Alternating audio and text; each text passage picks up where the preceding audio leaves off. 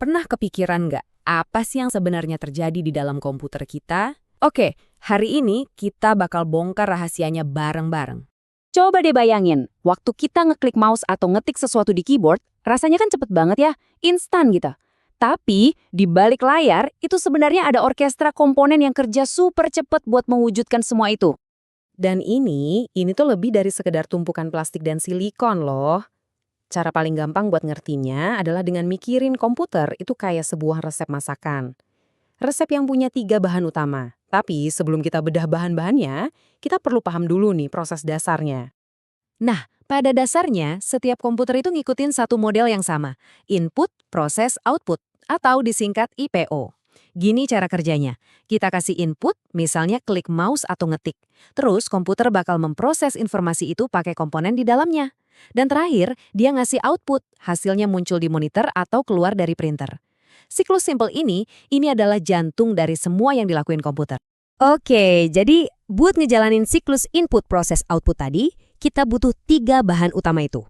Yuk kita mulai dari bahan yang pertama. Bahan pertama adalah semua yang wujudnya fisik yang bisa kita lihat dan pegang. Mulai dari keyboard yang kita ketik sampai chip super kecil di dalamnya. Nah, ini semua yang kita sebut perangkat keras atau hardware. Ya, contohnya gampang. Monitor, CPU, laptop, mouse, bahkan headphone kita. Semua benda fisik ini, mau gede atau kecil, semuanya masuk ke keluarga besar hardware. Dan kalau kita ngomongin evolusi hardware, ini sih gila banget perubahannya.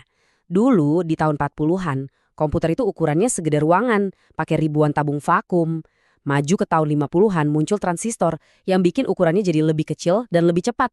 Tahun 60-an ada sirkuit terpadu yang bisa nampung banyak transistor di satu chip. Dan dari tahun 70-an sampai sekarang ada mikroprosesor yang bikin seluruh CPU muat di satu chip kecil yang bisa masuk kantong. Sekarang, yuk kita kenalan sama tim intinya. Ada CPU, alias Central Processing Unit, ini otaknya, yang mikir.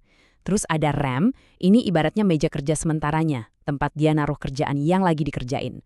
Ada juga storage, kayak hard drive, nah ini lemari arsip jangka panjangnya. Dan pastinya, ada perangkat input buat nerima perintah dan perangkat output buat nampilin hasilnya.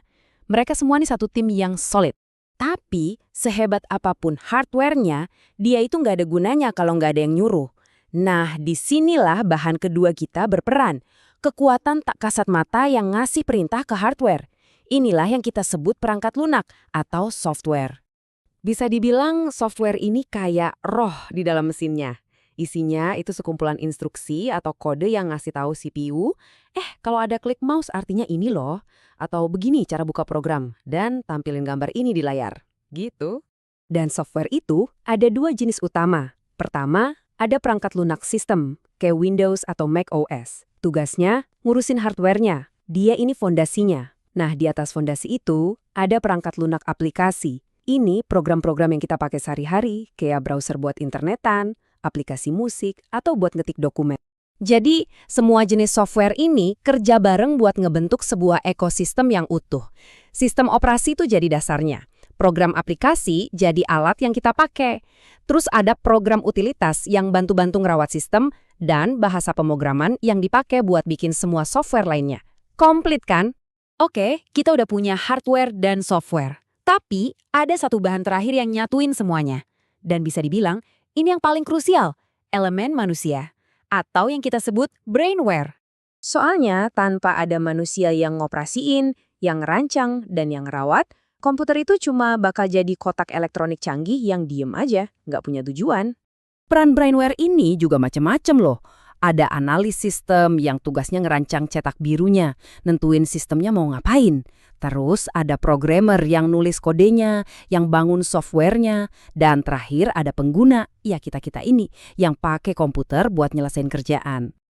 Jadi, ekosistem keahlian manusia yang dibutuhin buat ngejalanin dunia digital kita tuh, luas dan beragam banget. Jauh lebih banyak dari yang kita kira. Nah, sekarang kita punya 3 bahan lengkap.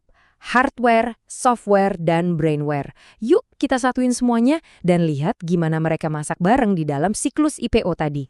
Kita balik lagi ke diagram utama kita. Tapi, sekarang kita udah bisa lihat nih, di mana posisi masing-masing bahan tadi. Yuk kita urut bareng-bareng. Pertama, brainware, yaitu kita mulai kasih input dengan ngeklik mouse. Terus, hardware nerima input itu, si mouse ngirim sinyal, dan CPU langsung proses. Habis itu, software, yaitu sistem operasi, ngasih tahu CPU apa artinya klik tadi. Terakhir, hardware lagi yang kerja. Dia ngasih output dengan nampilin hasilnya di monitor. Keren kan? Ini tuh kayak tarian yang sinkron banget antara 3 bahan itu. Dan resep fundamental ini, 3 bahan ini, udah jadi motor penggerak setiap generasi komputasi, dari dulu sampai sekarang. Tentu aja resep ini nggak berhenti di situ. Dia terus berevolusi. Waktu hardware jadi makin kuat, misalnya dengan komputasi kuantum, dan software jadi makin pinter lewat AI, hubungan antara 3 bahan ini bakal berubah drastis. Dan ini ninggalin kita dengan satu pertanyaan besar buat masa depan. Kalau AI bikin software makin mandiri dan hardware makin dahsyat, gimana nasib peran kita sebagai brainware? Apa ya yang bakal terjadi kalau mesinnya sendiri udah mulai bisa mikir?